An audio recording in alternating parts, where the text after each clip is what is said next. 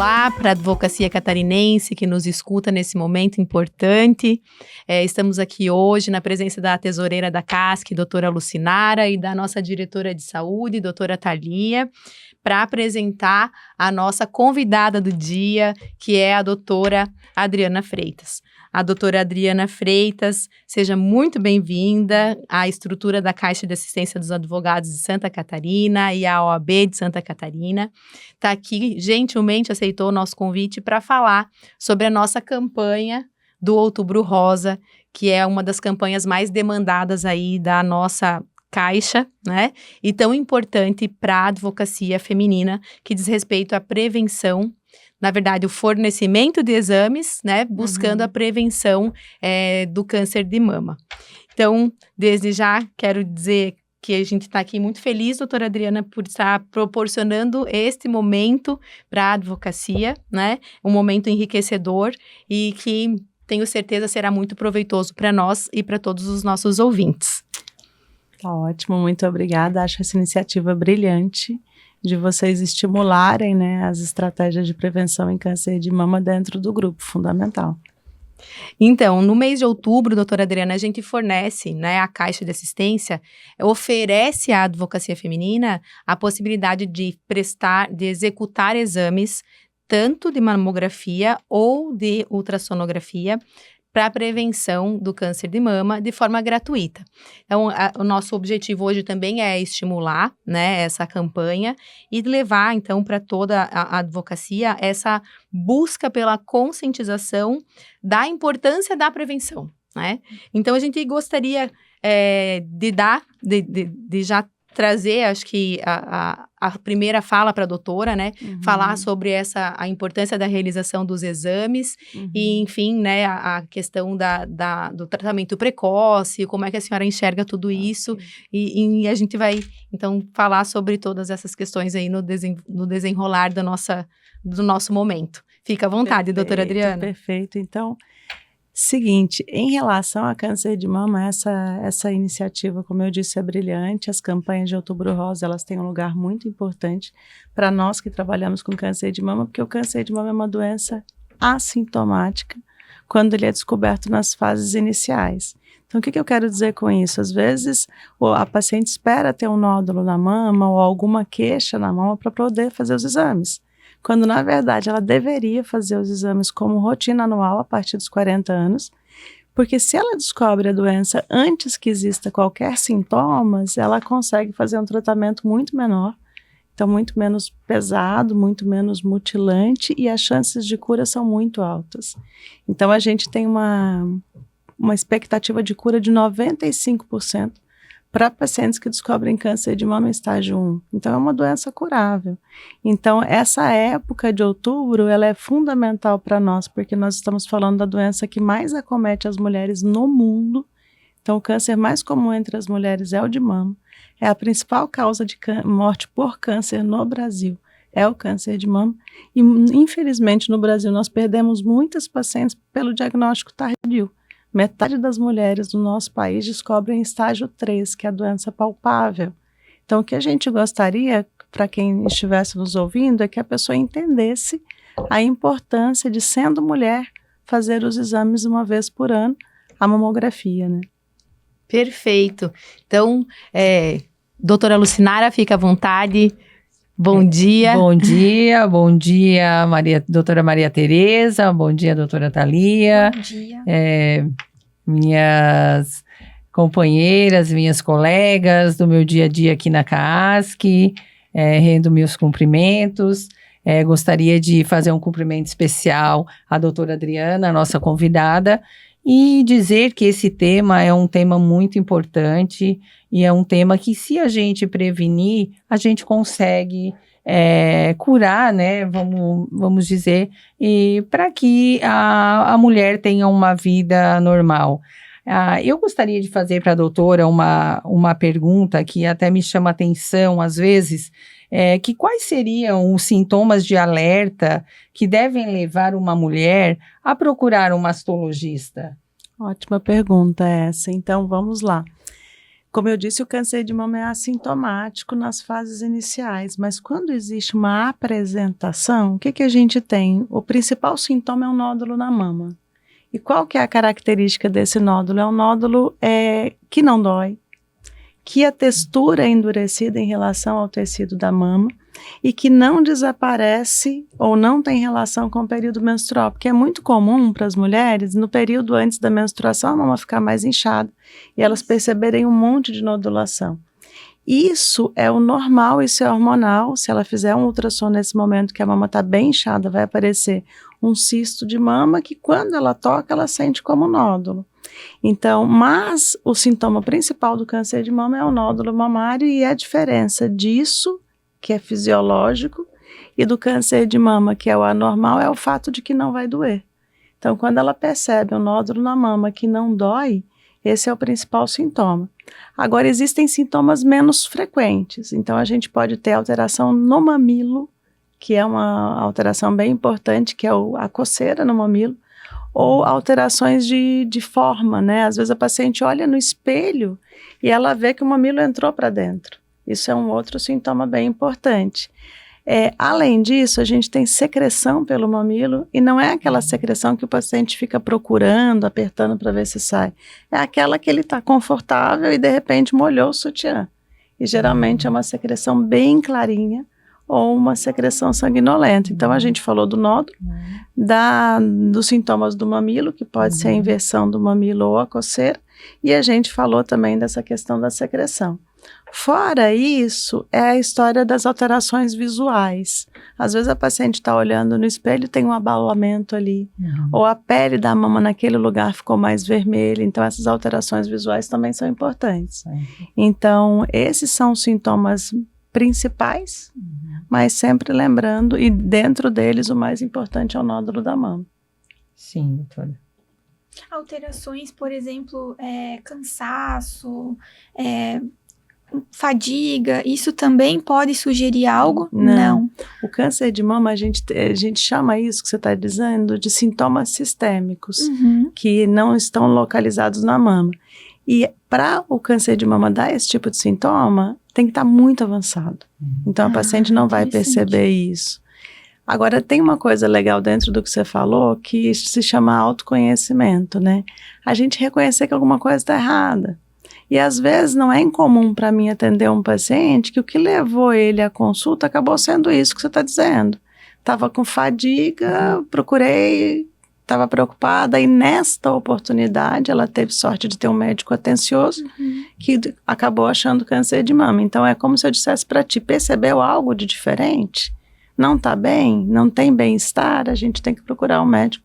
Mas não vai ser câncer de mama ou sintoma que está levando a esses sinais que a gente chama de sistêmicos, né? Entendi. Eu vou aproveitar e fazer um link, então, com outra pergunta. A gente estava conversando antes do início da gravação sobre como a mulher entra na consulta, né? Como ela chega no mastologista? Ela vai direto ao mastologista? Ela procura outro médico primeiro? Porque eu acho que isso é uma dúvida grande das mulheres em geral e das advogadas também, né? Sim. Eu costumo dizer que o principal médico da mulher é o ginecologista. Porque o ginecologista, a princípio, ele é a saúde geral da mulher. Ele é aquele médico que devia prestar atenção nos sintomas, na pressão arterial, no peso da balança, nas medicações que ela está tomando, se sim ou se não, e solicitar os exames de rotina, e o exame de rotina seria a mamografia a partir dos 40 anos. Então, em teoria, quem vai ao mastologista é alguém que tem alguma alteração, ou que o ginecologista identificou no exame e encaminhou, ou que viu essa alteração nos exames de imagem e encaminhou por causa de alteração nos exames. Isso seria o mundo ideal, porque o mastologista é um médico especialista, e acrescentar mais um médico para a paciente ver todo ano, para vocês que têm super pouco tempo, nós somos mulheres ocupadas, temos trabalho, então a gente precisava otimizar isso, e eu acho que o mastologista deveria ser aquele médico da alteração. Agora, acontece de às vezes a paciente perceber que ela vai no médico, ele não olha o filme da mamografia, ele olha o laudo. Ele não abre o exame. Não vê a figura, a imagem. Ele não vê a figura. Ele não examina direito, ou examina sem prestar atenção. Então, se é esse o cenário, aí nós estamos falando da principal doença entre as mulheres, que é o câncer de mama, e ela deve no mastologista como rotina. Então, se ela não está se sentindo segura, que a gente chama isso de autorresponsabilidade, eu vou no médico, estou prestando atenção na assistência que eu estou tendo. Se eu não gostei daquela consulta, se ela não me acrescentou, se eu não percebi cuidado, eu vou procurar alguém para fazer isso. E se a preocupação é a mama, eu vou procurar um mastologista. Entendi.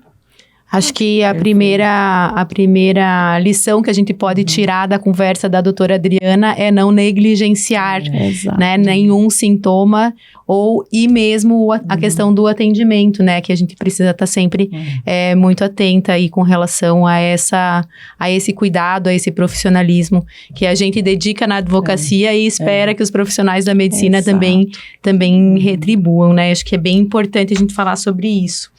Doutora Adriana, dentro da nossa conversa, assim, né, a gente já falou dos aspectos da rotina anual de busca pelo exame preventivo, né? A doutora falou que eu acho que é uma periodicidade pelo menos anual. A partir de qual idade a doutora entende necessário ter esses cuidados, né? Se desde o início da vida sexual da mulher a gente precisa já observar, ou se existe uma idade que seja mais importante a gente considerar esse cuidado, né? Eu acho que seria bem importante a gente falar sobre isso, porque estamos vendo aí as questões relacionadas à nossa rotina, mesmo as questões relacionadas ao trabalho, né, o impacto do trabalho nessa condição da doença, como é que a doutora enxerga essa necessidade de busca dessa prevenção? Ok, então vamos dividir em dois cenários.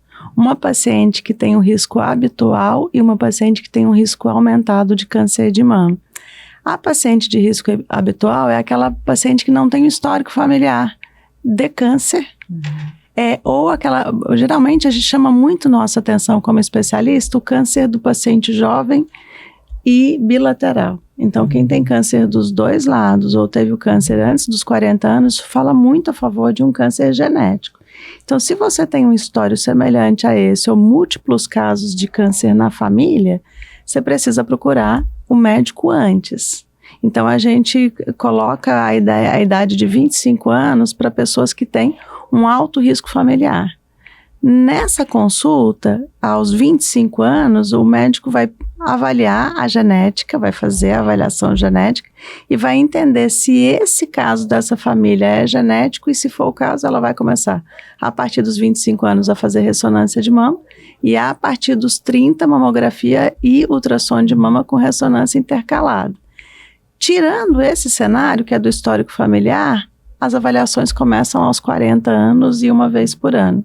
Então, todo ano, mamografia e, se necessário, um exame complementar, que pode ser ultrassom ou ressonância. Mas a mamografia é o pilar. E é muito importante você perguntar isso, porque a gente vive num país muito confuso.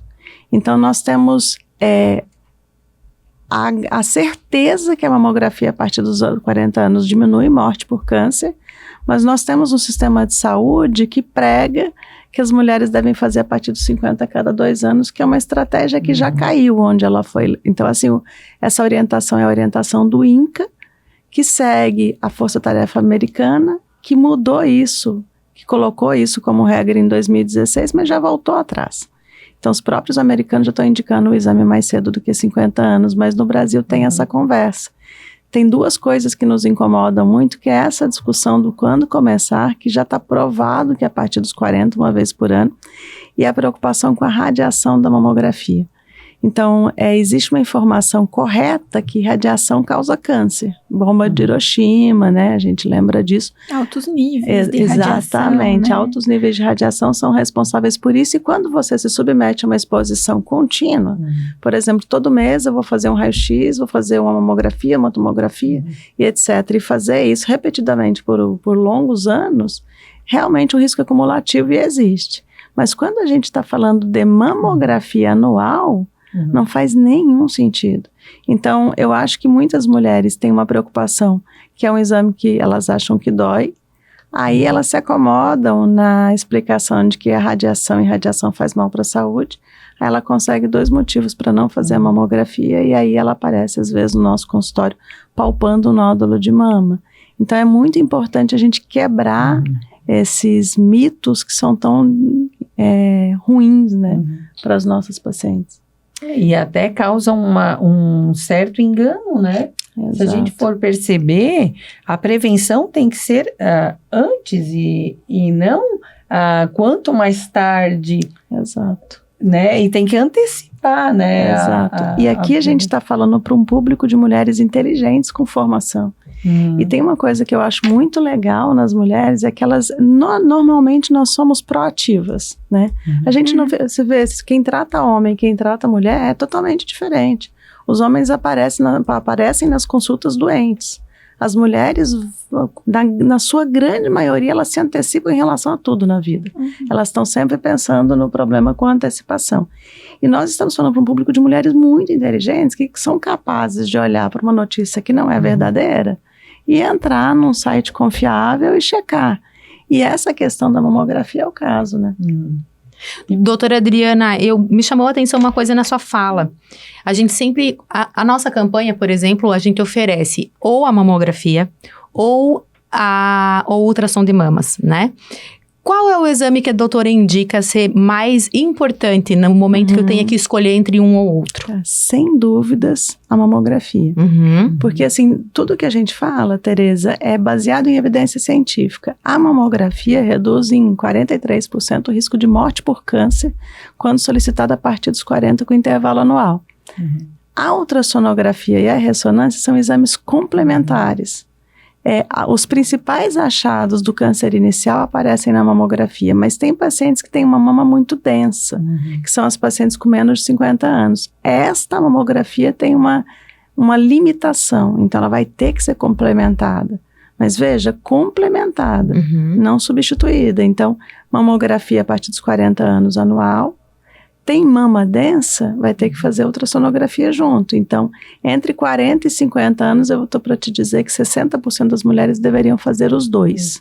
A partir dos 50 anos, a mama já é mais gordurosa, aí elas fazem só a mamografia. Mas o mais importante é a mamografia. E no caso do público 40 menos, Sim. a mamografia também é o pilar? Então, esse é um grande problema. Então, veja que câncer de mama, aí 2/3 dos casos é acima dos 50 anos. Então, nós deveríamos estar focado nessa população. Só que é um fenômeno global que mulheres com menos de 40 anos estão tendo câncer de mama numa incidência crescente. Isso não é no Brasil, isso é no Brasil, isso é na Europa, isso é nos Estados Unidos. Então, é um fenômeno global. E aí a gente começou a notar que nós não estamos preparados para isso, porque nós não temos exames que sejam bons o suficiente nesse público de pacientes 40 menos. Então, qual que é a minha... Porque os exames são falhos, né? Então, a gente não tem tecnologia de prevenção para pacientes com menos de 40 anos. Mas qual é o exame básico que ajuda a gente bastante antes dos 40, a ultrassonografia. Ultrassom de Então, mama. a gente não indicaria que a paciente fizesse mamografia antes dos 40 anos sem ter um motivo. E o motivo podia ser, eu tenho um histórico familiar de câncer genético e eu começo com 30 anos, mas na rotina seria ultrassonografia. Eu te perguntei porque, por exemplo, eu não tenho histórico de câncer, mas no meu caso, pessoal, tem histórico de nódulos, né, benignos. E aí a orientação médica é ultrassom anual. Exato, seu médico está perfeito. Que bom. E eu queria só falar, doutora Adriana, que a mamografia não dói, né? É um desconforto, enfim, mas totalmente suportável. Eu acho que isso não pode ser um fator impeditivo para realizar o exame. Fazemos bioestimulador, botox, depilação, mamografia, nada. Depilação a laser, não é? É verdade. Eu acho que isso é bem importante a gente encorajar, né? As colegas que talvez não tenham enfrentado ainda a mamografia, mas é um exame super tranquilo. Então, acho que não pode servir de desestímulo para a sua realização o fator de ter um desconforto, né? Então, que bom que a gente está tendo essa oportunidade de oferecer para a advocacia essa prevenção.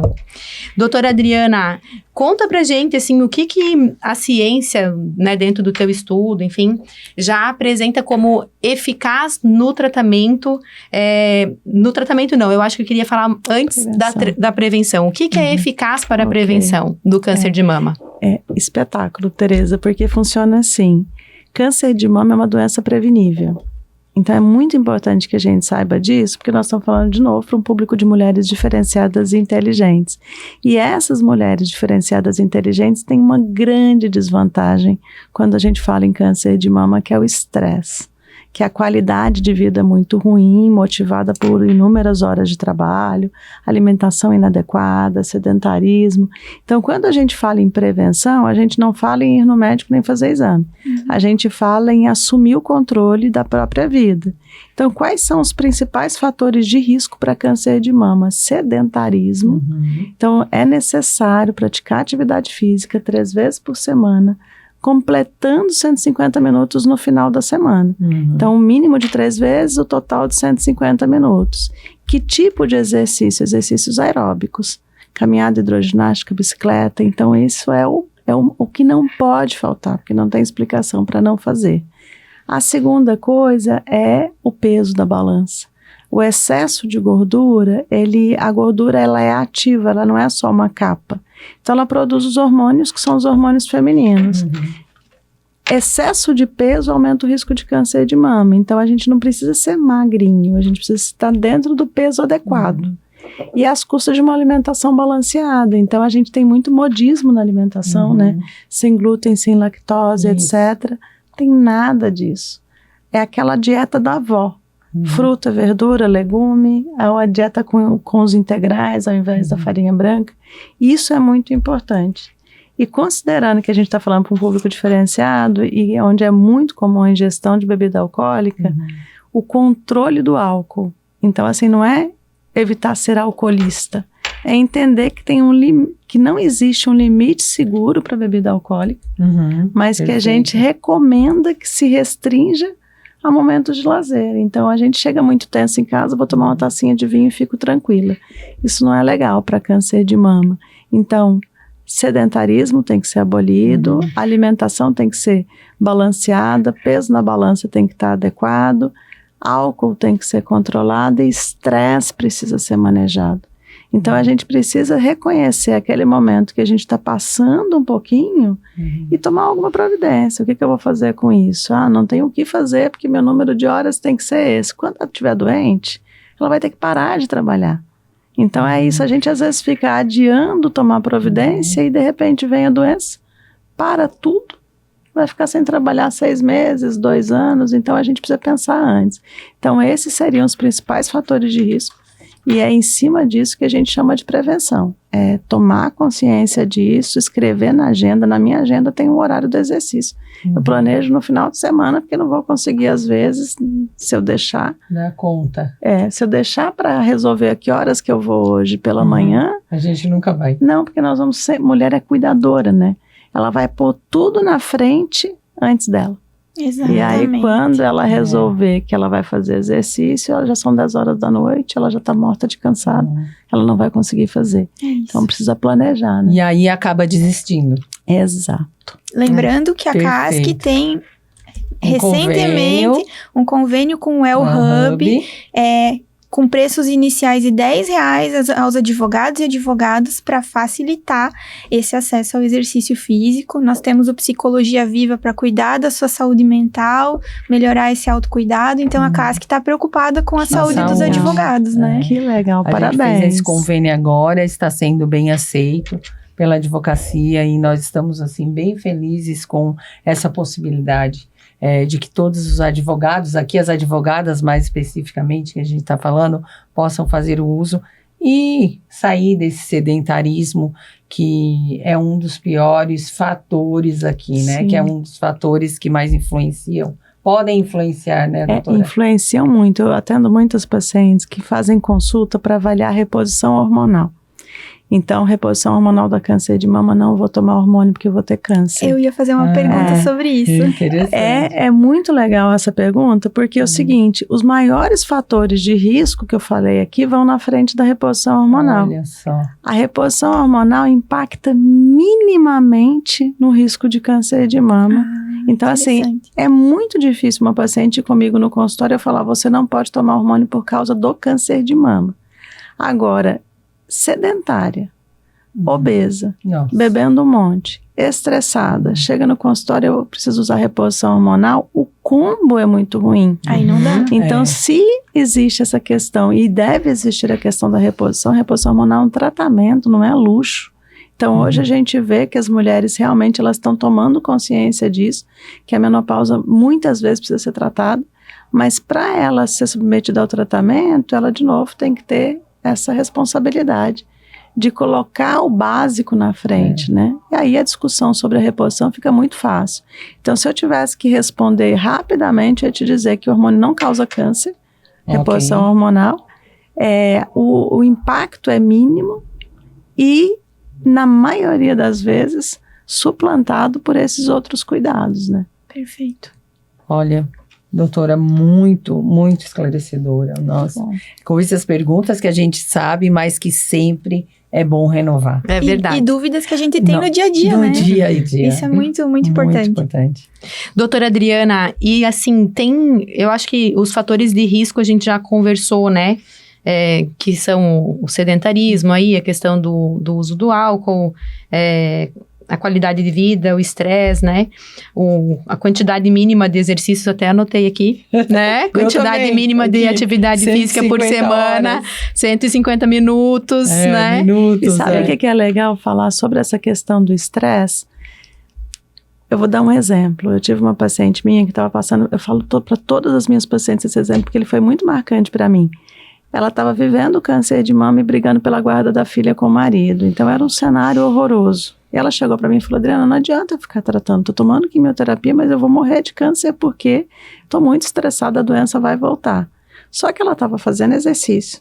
Ela estava fazendo quimioterapia, gente. Fazendo exercício, fazendo nutricionista.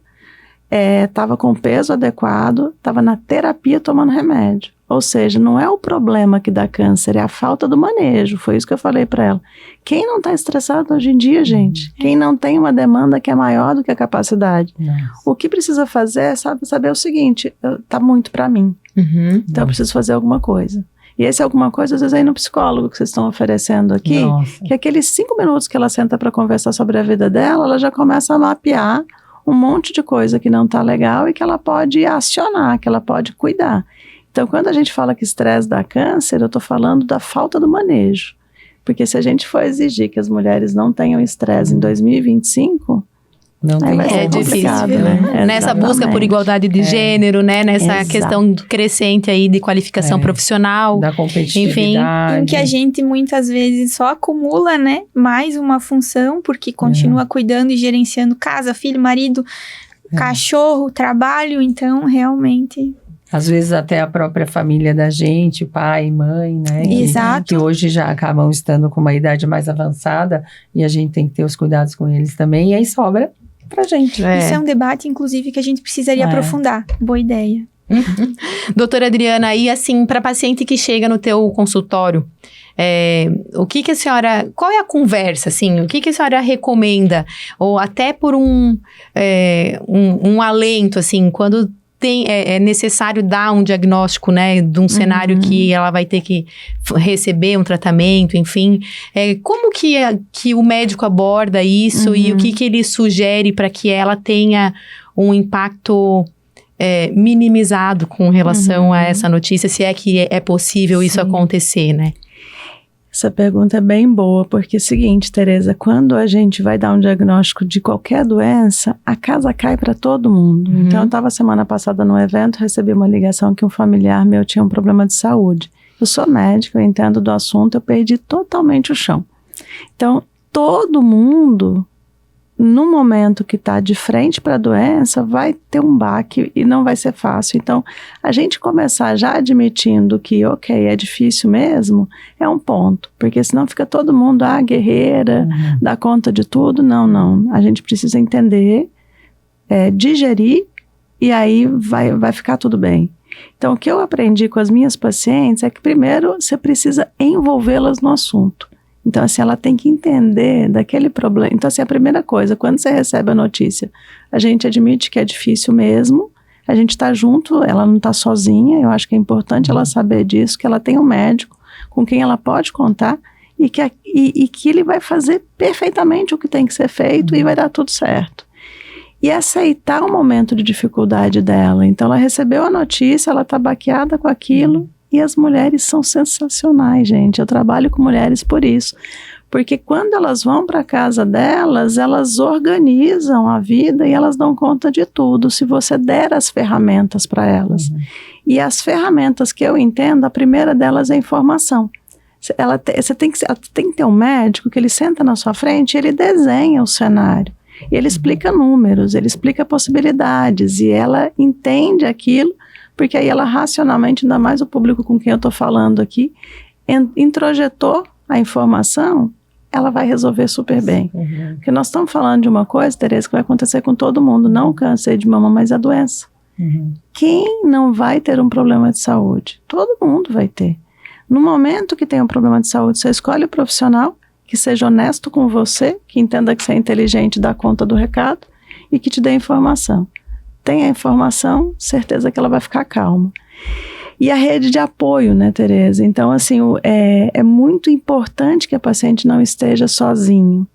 E sozinha, na verdade, é em termos de atendimento médico, ela tem que ter um médico que a respeite a inteligência dela e coloque ela a par do que precisa e de todo o tratamento. Tem muita coisa que nós temos dúvida, ela tem que saber que nós temos dúvida e ela tem que participar do desenrolar, né, do processo. E a segunda coisa é a tal da rede de apoio de amigos, de familiares. O que se espera da rede de apoio? Que ela diminua aquele peso que está sobre a paciente. Então, às vezes, meus pacientes não choram porque elas não querem deixar as pessoas preocupadas. E, na verdade, assim, o familiar, a gente que tá, os amigos mesmo, tem que saber, gente, tá super normal ela chorar, tá tudo bem, é difícil mesmo. Então, deixar ela extravasar o sentimento dela como ela quiser. E ajudar no que for possível. Então, se a colega de trabalho, ela precisa levar o filho na escola, vamos se dividir. É muito legal quando a gente vê os amigos ali, né? Um pegou o filho, a outra foi lá e resolveu uma coisa no supermercado, a família parou de demandar, né? Porque a mulherada faz tudo em casa. E aí tem uma paciente minha que ficou super brava esses dias, que ela estava na quimioterapia e o marido esperando para ela fazer o jantar. É cultural. Você respirou fundo, né? É cultural, mas assim, a gente tem que orientar. Quem estiver ouvindo, que for o acompanhante, que for o familiar, tenta olhar para o cenário sem que a paciente precise pedir, porque ela não vai pedir, o que você pode fazer para diminuir o peso em cima dela. Só isso, você diminuir o peso em cima dela, o resto é mais fácil. E doutora, essa era uma pergunta também que a gente ia fazer, que a gente tinha dúvida, e como a doutora tem esse convívio com as pacientes, se a doutora percebe essa diferença positiva na recuperação dessas mulheres quando existe um acompanhamento psicológico ou familiar. Toda a diferença. Então, eu sou capaz de te dizer que tem pacientes que eu olho para o diagnóstico inicial e pela doença ela é para ir bem e ela vai mal. E tem pacientes com doença super avançada e que ficam curadas. Então, o que acontece é que eu sempre falo, tem 50% do tratamento que é médico e 50% que é do paciente. Os 50% dele significa ele juntar os pedacinhos. Ele foi quebrado pelo diagnóstico. Então, assim, eu preciso me reparar. Como é que eu faço isso? Eu vou na terapia, eu vou no centro espírita, eu vou para a igreja, eu vou fazer alguma coisa para eu ficar bem. Ele precisa fazer isso, ele precisa se despedir daquele diagnóstico. Tem paciente que ela está curada e ela está falando ainda do câncer de mama. Então ele precisa viver aquele momento e querer enterrar aquilo para nunca mais voltar. E largar, né, doutora? Largar. E como é que consegue isso? Conversando sobre o assunto ou tendo fé. Fé é um negócio fenomenal. E porque não é a gente fé religiosa, né? É a fé em si, né? Exatamente, a fé no processo, naquilo que você acreditar. Porque se a gente pensar que a gente está sozinho, e imagina, você não tem controle, você tem uma doença que você vai tratar, que ela pode realmente, o tratamento pode dar certo ou não. Se você não tem fé no processo, ou em Deus, ou em qualquer coisa, você fica sozinho. E essa sensação de solidão e de insegurança, ela compromete muito. Então, se você me perguntar, é essencial Aquele paciente que eu estou vendo ele fazendo tudo que ele pode para ficar bem, ele vai ficar de certeza. Agora, aquele que chegou no médico, estou na sua mão, faça o seu melhor, eu vou fazer, mas eu não vou curar, porque eu não tenho essa capacidade, eu tenho a capacidade de aplicar o tratamento dentro das minhas limitações. E eu preciso dele, né? Então, eu preciso que o paciente entenda que é um time, metade é médico e metade é ele, né? Isso é muito importante. Que legal. Doutora Adriana, e a doutora comentou que aí é presidente da Associação WIN. Isso. Que é uma associação relacionada às questões femininas. De disparidade de gênero, Conta um pouquinho para nós como que é esse teu trabalho. Então, o que a gente notou que não deve ser diferente dentro da advocacia? Existe uma falta de representatividade excepcional no meio médico. Dependendo da especialidade, por exemplo, a minha especialidade é uma especialidade cirúrgica. Se você for num congresso médico, você vai ver as palestras principais sendo dadas pelos homens. Se você vai falar de protocolos, como é que são definidos os tratamentos, os grandes guidelines e protocolos, a representatividade maior é masculina. E se você for ver, assim, a gente não tem chefe de instituição, assim, chefe de serviço, pesquisador principal. A estatística é de 10, então nós temos mais de 50% do público médico mulher, e você não tem 15% de impostos decisórios. Então, isso, a gente criou um projeto para lidar com esse assunto. E não é por uma questão de justiça social. Também por justiça social, porque a gente vê muita mulher extremamente competente em posição secundária e aceitando estar em posição secundária. E a gente também vê o paciente levando um prejuízo por isso. Em todas as áreas a gente vê que é isso, porque a mulher ela tem características que são diferentes dos homens. Graças a Deus. E são coisas que são complementares. Então, eles têm talento para algumas coisas, nós temos talentos para outras coisas, e os dois olhares, quando juntos, eles fazem a instituição ir para frente. As decisões são melhores. Então, em termos de tratamento, já está provado isso, porque você precisa de diversidade. E tem uma outra coisa muito importante, que é o jeito que você está tratando um público de mulheres. Você não está tratando homens, você está tratando mulheres. Como é que você vai colocar para decidir o tratamento das mulheres um grupo de homens? Vou te dar um exemplo, o tratamento da atrofia vaginal. Ele dá perda de libido, o cabelo cai, a gente perde massa muscular. Esses não são assuntos tolos, não são coisas que a gente pode desprezar, são coisas que têm que ser vistas. Mas se você vai num evento científico coordenado pelos homens, você vai estar discutindo cirurgia, radioterapia, que a gente adora discutir, é super importante, é essencial, mas é pouco, é insuficiente. Então a gente criou um projeto com todas as especialistas que tratam câncer de mama, as líderes em suas especialidades, radiologia, radioterapia, é um projeto nacional, e a gente faz eventos para colocar em pauta essa questão da disparidade. Então nós temos reuniões científicas com as melhores do mundo, que são mulheres, e a gente tenta inspirar outras mulheres para que elas vejam que se não tem ninguém num posto alto, mulher não é porque não é capaz, é porque tem alguma coisa errada. E a gente faz eventos de discussão científica misturados com as pautas como síndrome de impostora, o teto de vidro, essa questão que as mulheres, muitas delas não enxergam, elas não estão vendo, e não é culpa delas também. O sistema, ele está tão já no mesmo esquema há tantos anos que está normalizado algumas coisas que são erradas. Mas através desses eventos a gente consegue abrir a discussão e você vê muita gente falando, nossa, eu nunca tinha pensado nisso. Esses dias eu estava fazendo uma apresentação e a colega chamou a outra médica pelo sobrenome, pelo apelido, Leca. Ela tem um nome, a doutora ela é especialista, não sei o quê, mas na hora a Leca. Só que todo mundo tinha o título. E ela era a Leca, e ela, para mim, era a pessoa mais importante da mesa, assim, naquela discussão. Então, tem muito isso, só que ninguém percebe. Todo mundo naturaliza. Mas a questão não é o fato em si, é o que tem por trás daquilo, né? Então, no meu entendimento, esse assunto ele precisa ser discutido, porque é o correto ser discutido. A gente tem uma responsabilidade social nas instituições, né? Então, a gente precisa fazer elas funcionarem bem e tem que ter diversidade. E na medicina especificamente, existe um paciente com demandas que são mais do que são as que são colocadas ali. E as mulheres sabem disso muito bem. Então, não deveria existir essa falta de representatividade que os pacientes estão perdendo. Então, é um projeto bem legal. O objetivo da gente é melhorar pelo menos um pouquinho, ou começar a melhora, né? Porque depois as gerações que vêm depois da gente, elas dão sequência e a gente uma hora consegue mudar o cenário, né? Que legal saber que a medicina também está preocupada com as questões relacionadas à diferença de gênero, né? A gente tem enfrentado isso dentro da nossa instituição, a OAB é bastante atenta com relação a isso, e acho que esse debate tem que acontecer mesmo em muitas esferas. Até pouco tempo as mulheres não podiam ser advogadas, assim como também não podiam ser médicas, então a gente também está nesse caminhar de evolução, e acho que a gente tem tudo aí para ter um sucesso nesse cenário.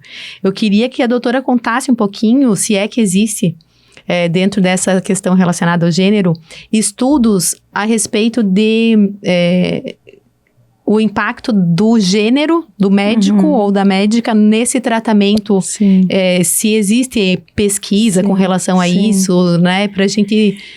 Muita pesquisa. Então, assim, a gente tem muito dado. E é muito legal quando você fala de dado, porque você não está dando impressão pessoal. Você está falando de números. Então, nós temos trabalhos mostrando que cirurgiãs mulheres conferem um melhor desfecho para cirurgias. E isso para mim, a explicação disso é muito simples. Nós somos naturalmente inseguras, mas não é uma insegurança negativa. É uma insegurança de quem sabe a responsabilidade, o tamanho que é. E os homens são mais corajosos. Então, eles minimizam muito as complicações e os sintomas. Então, a gente tem trabalho mostrando isso. A gente tem trabalhos mostrando que quando um paciente está internado e o atendimento é prestado por uma mulher, a médica intensivista é mulher, o paciente reinterna menos, ou seja, a mulher vai dar alta para ele, a médica mulher, quando ele estiver bem.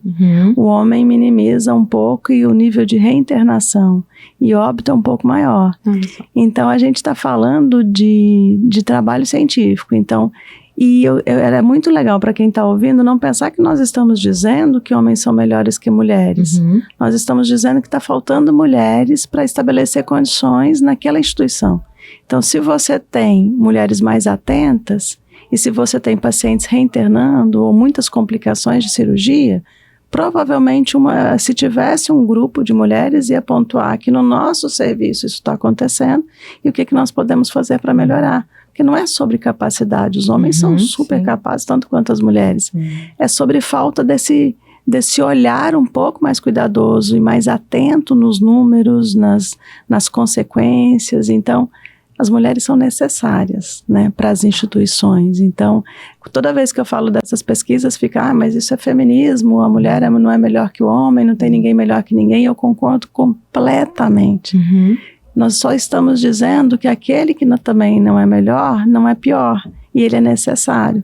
E se ninguém chegar se as pessoas não observarem isso, que está faltando diversidade nas decisões, nós vamos sempre ter piores resultados. Então, nós não estamos falando, são melhores, nós estamos falando, são iguais. E como iguais em relação à competência, mas diferentes em relação à maneira de olhar para o cenário. E esse olhar diferente complementa esse olhar aqui, e os dois juntos caminham melhor. Exatamente. Muito feliz com esse encaminhamento da nossa conversa, né? Bem surpreendente, eu acho. Eu vou deixar as colegas à vontade para fazer o encerramento aí, acho que a gente já está assim, encaminhando para o final, né? Thalia, fica...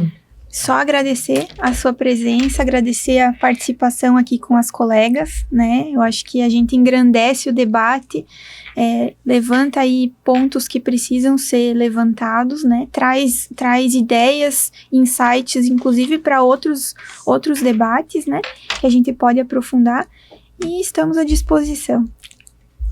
Perfeito, doutora Lucinara. Eu, da mesma forma, só tenho a agradecer a doutora Adriana, foi uma excelente conversa, uma consulta, né? Foi uma excelente. Praticamente, né? Praticamente. Só tenho a agradecer, foi muito esclarecedora. Agradecer a CASC, agradecer ao AB por essa oportunidade e dizer que a gente está aqui para acompanhar toda essa evolução. Que bom. Obrigada, Lu. Doutora Adriana, então foi um privilégio para a gente bater esse papo, né? Um prazer conhecê-la pessoalmente. Que bom que tivemos a oportunidade de ter, né, esse espaço para falar sobre o câncer de mama, sobre a importância da prevenção. Acho que as lições que ficam é uma doença curável, né? A prevenção ainda é o melhor remédio. Não é o fim. Não é o fim, né? O diagnóstico da doença não é o fim. E a importância da realização dos exames. E para a advocacia que está nos ouvindo, busquem no mês de outubro, né, esse cuidado, dê essa prerrogativa de se cuidar, né? De dar, prestar essa atenção em si mesma. Aproveitem os exames que a CASC está fornecendo em todas as 53 subseções do estado de Santa Catarina. Então, as advogadas têm essa oportunidade de buscar o local mais próximo, que seja mais conveniente para ela, para realizar ou a mamografia ou o ultrassom de mamas. Então, que bom que a CASC está atenta, né, a essas questões relacionadas à saúde. E muito obrigada por estar conosco. Se quiser deixar uma palavrinha para o encerramento, fique à vontade, doutora Adriana. Eu quero parabenizar vocês pela iniciativa. Todas juntas somos muito melhores que separadas, então nós como médicos a gente faz um trabalho e isso que vocês estão fazendo aqui é absolutamente sensacional, que é fornecer o mais valioso que é a informação, que é o que a gente tem de mais importante.